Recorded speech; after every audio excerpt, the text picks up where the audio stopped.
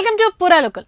తిరుమల శ్రీవారిని దర్శించుకోవడానికి అలిపిరి మార్గంలో కాలినడకన తిరుమలకు వస్తున్న వారికి మునుపటి ప్రయోజనాలు పునరుద్ధరించాలని భక్తులు కోరుతున్నారు.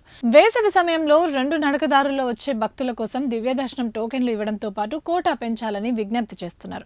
గత ప్రభుత్వంలో శ్రీవారి భక్తులకున్న సదుపాయాల్ని ఒక్కొక్కటి రద్దు చేస్తూ వచ్చారని, తర్వాత కరోనా సాకుతో దివ్య దర్శనం టోకెన్లు జారీని నిలిపేశారని భక్తులు అంటున్నారు. సౌకర్యాలను పునరుద్ధరిస్తామని చెప్పినప్పటికీ అలిపిరి నడక మార్గంలో చిరుత దాడిలో ఓ చిన్నారి మృతి చెందడంతో ఆ నిర్ణయం పక్కన పెట్టారు.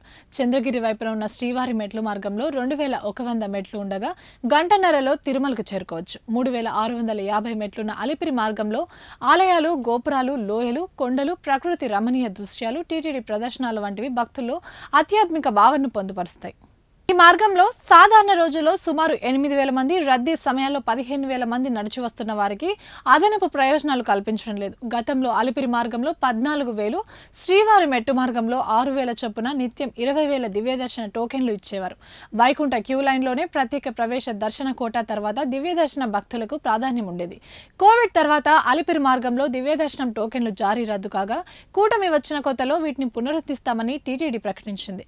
గాలిగోపురం వద్ద స్కానింగ్ కేంద్రాన్ని కూడా ఏర్పాటు చేసింది. కానీ కారణం చెప్పకుండా ఆ ప్రతిపాదనను పక్కన పెట్టింది. దివ్య దర్శనం టోకెన్లకు శ్రీవారి మెట్టు మార్గం వరకు వెళ్లాల్సి వస్తుంది. దీన్ని కొందరు టాక్సీ, ఆటో డ్రైవర్లు సొమ్ము చేసుకుంటున్నారు. ప్రస్తుతం సాధారణ పరిస్థితులు నెలకొనడం, వేసవి రద్దీ దృష్ట్యా 2 మార్గాల్లోనూ దివ్య దర్శనం టోకెన్లు ఇవ్వాలని భక్తులు విజ్ఞప్తి చేస్తున్నారు. ఇవి ఇప్పటివరకు అప్డేట్స్. మరిన్ని అప్డేట్స్ కోసం చూస్తూనే ఉండండి పురాలోకల్.